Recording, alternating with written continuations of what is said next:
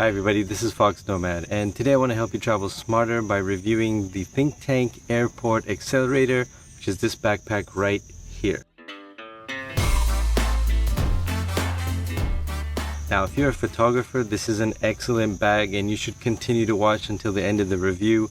If you're not a photographer and you're looking for something that's more of a travel bag as opposed to a photography or a drone bag, then still watch to the end of the review, but this might not be the bag for you, and there are a few reasons why that is. So starting off, Think Tank makes excellent photography gear. It's very durable, it's very well built, it's very well thought out. And the thing I like about this bag especially is despite its dimensions, it is 27 liters, so I emailed Think Tank and they said it's about a 27 to 28 liter backpack, but it doesn't look quite as big. At least it's quite not as tall as a lot of other backpacks in this range. So it's a really good size. It's very compact for the amount of space you get. Where it gets that space is mostly in its depth. So a lot of travel backpacks are a lot thinner and they're a little bit taller, but this Airport Accelerator, which is the largest of their airport line, is a very deep bag, which is really useful if you carry a lot of bulky gear or if you want to stuff a lot of travel stuff into a bag. And that's excellent for drones, for DSLRs, for lenses, for microphones, for all sorts of stuff that you'd want to carry with you in terms of electronics, even in terms of clothing and things along those lines. But where the bag actually fails is that it doesn't collapse down when it's not quite as full. The organizational style of the Airport Accelerator is pretty straightforward. You have two organizational pockets on the front and one big bucket for all of your gear on the inside. Now, the very front organizational pocket is pretty small. It only goes down about maybe 40% down of the length of the bag, so it's not very big. It's for small items, pens, quick grab kind of things like that. But it does have these two flaps on the side, which personally I find a little bit inconvenient. I wish Think Tank could have removed these flaps so that this pocket would fold back down completely, so that would give you a little bit more space or just a little bit more room to manage your stuff. The other pocket, which is mainly for a laptop and a tablet, it's got two sleeves for that, goes all the way to the bottom of the bag. And there are two advantages to the way this pocket is designed.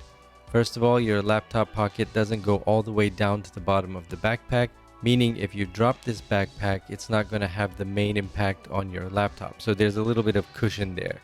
It also means that you can fit some stuff on the bottom of that pocket, so things that you don't necessarily have space for, or you don't have a dedicated compartment for cables or lens caps or the kind of miscellaneous gear that you just don't know what to do with until you have to pack it all up. That pocket is really good for that because it's so deep and it's pretty wide. Having your laptop in that front pocket though makes it very heavy, so you've got to keep that in mind when you're opening this bag if you have your laptop in it. If you're the kind of person that tends to just open up your backpack and you're not used to it, so if you have a backpack that's designed where the pocket is pretty, light, and then you just open up the bag, if you have your laptop in there, it's just going to slam onto the airport counter at security or in your desk at home. So basically what you want to do is just make sure that when you have the laptop in there, to keep in mind when you open up that front pocket to kind of take it easy and not just swing it open and just, throw it open like you would any old backpack.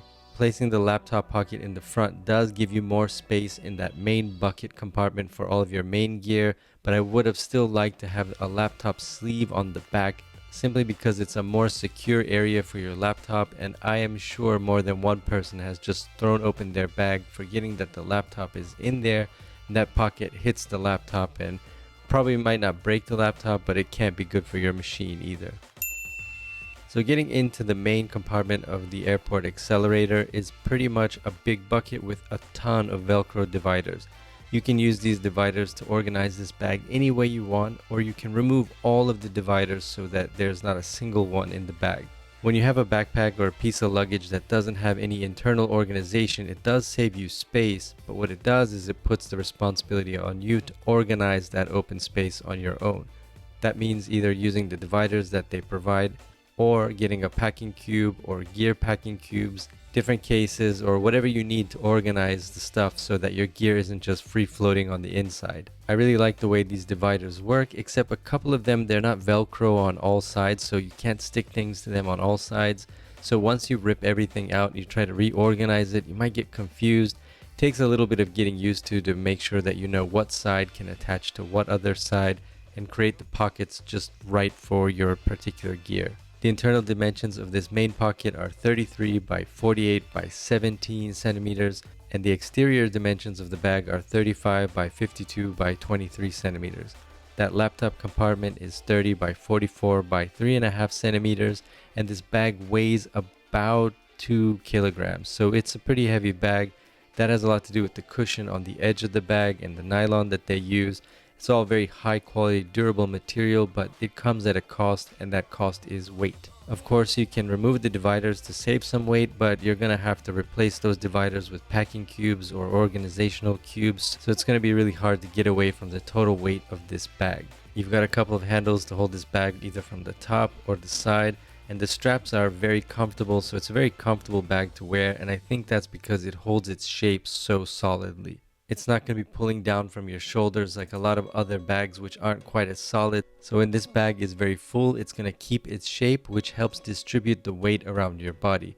You also have these two hip straps which are removable, but those will also help distribute weight if you have a particularly heavy gear setup. One other nice little feature is this little lock you have here, so you can lock your bag or tie it around, let's say an airport seat, train seat, that kind of stuff. So when you're out and about, you want to make sure that your gear isn't stolen and you can't keep an eye on it all the time while it's next to you.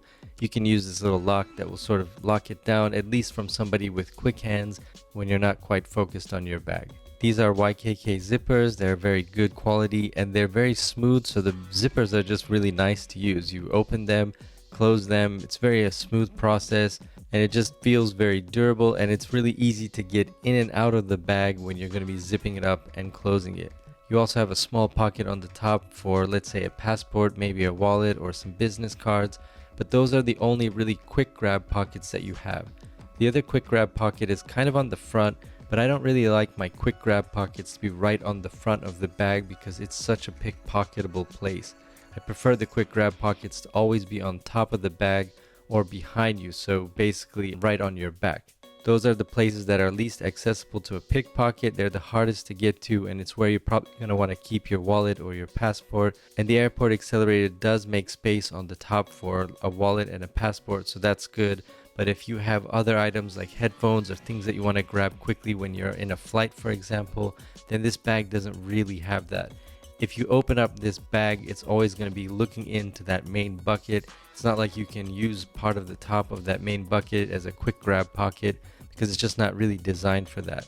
This bag technically should meet most carry-on restrictions for a lot of airlines around the world, but again, since it holds its shape so well, it looks actually a lot bigger than it is. You might have some trouble with budget airlines. Just be sure to check the dimensions on their website before you fly. For major carriers though, international flights, you should be good to go with this bag. It's not really as big as it might seem.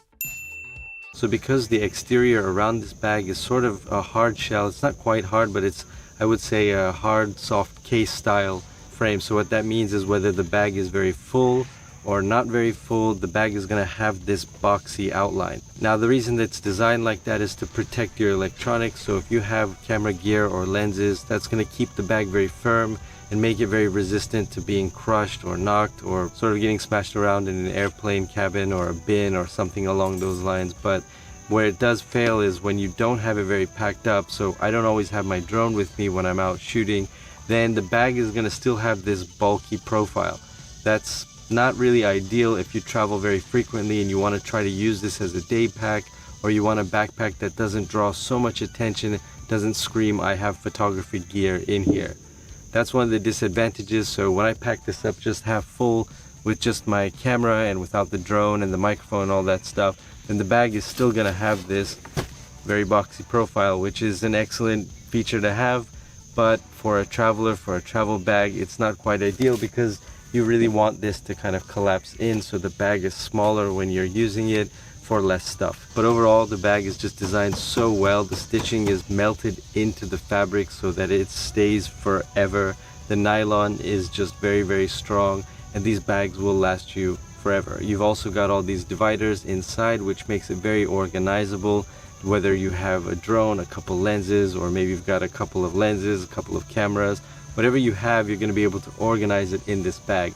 Just keep in mind that it's a thick bag, so it's a very deep bag, and you're gonna have to sort of pack things on top of each other. So if you get packing cubes, you're gonna want things that are more on the flat side and wide side so that you can pack them on top of each other, as opposed to items that are gonna be taller or longer, because then you're gonna have some extra space on the side. But again, those dividers really do help you organize all of your things in this airport accelerator. So there you have it. That's my review of the airport accelerator, which is an excellent photography bag, a decent enough travel bag, but not a great day carry. So if you're trying to stick to one bag only, then this probably isn't the backpack for you. Let me know what you think about the airport accelerator in the comments below, and while you're down there, hit the like and subscribe buttons. I'll have new videos for you every week.